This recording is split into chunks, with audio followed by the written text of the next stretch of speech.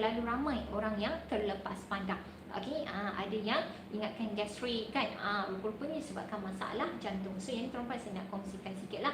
Okey, pengalaman daripada seorang pasien kita. Pasien kita ni perempuan tuan-puan, berusia lebih kurang 60 lah, 60-70-an macam tu. So pasien ni tuan-puan, okey, dia pada awalnya tuan-puan saya tanyalah kan, kita nak tahu pesakit ni dia ada masalah jantung bengkak kalau tak salah saya lah. Okey, pasien ni dah hampir 2 tahun follow up dengan kita punya pakar jantung. So saya pun bertanya kepada pasien ni tuan-puan, apa sebenarnya simptom yang dia alami kan, sebelum dia disahkan ada masalah jantung, apa simptom yang dia alami. So tuan-puan, apa yang dikongsikan kepada kita tuan-puan, alright, pasien ni dia kata pada awalnya dia kata dia pun confused dengan simptom yang dia alami.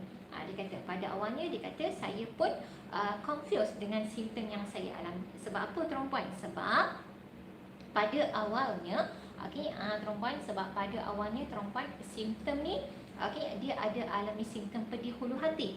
Okey, pedih hulu hati. So bila mana dia ada simptom tersebut, dia pergi ke klinik. Dia pergi ke klinik berdekatan untuk buat pemeriksaan. Okey, bila mana ada simptom, okey, dia pergilah ke klinik untuk buat pemeriksaan. So after check dan sebagainya, doktor diagnose pedih hulu hati itu disebabkan oleh gastrik. Okey, bila mana dia pergi check tuan-puan, doktor diagnose pedih hulu hati itu disebabkan oleh masalah gastrik. So okey, dia pun balik rumah lah, dibekalkan ubat gastrik, ubat angin kan. Okey, tapi tuan-puan, yang peliknya balik rumah tuan-puan hampir seminggu. Okey, hampir seminggu dia makan ubat yang diberikan tuan-puan tak ada kurang, simptom tak berkurang, malah makin hari makin teruk. Okey, simptom pedih hulu hati yang dialami tuan-puan tak berkurang, malah makin hari makin teruk tuan-tuan dan puan-puan. Okey, yang mana bukan makin berkurang tetapi makin hari makin teruk. So bila mana jadi macam ni tuan-tuan dan puan-puan, pasien ni dia bimbang lah. Dia bimbang sebab simptom tak berkurang langsung, malah makin hari makin teruk, dan alang sekali tuan-puan dia decide untuk pergi ke hospital. Bila mana tak lega-lega juga, dia decide untuk pergi ke hospital tuan-tuan dan puan-puan. So after dia pergi ke hospital, mereka buat pemeriksaan lah. Bila buat pemeriksaan, tuan-puan dapat detect yang dia ni ada masalah jantung.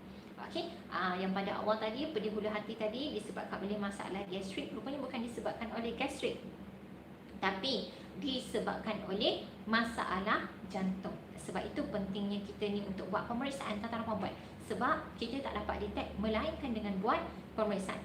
Simptom tuan-tuan dan puan-puan, kenapa ramai orang keliru, itu salah satu punca lah. Sebab tanda-tanda jantung ni tuan-puan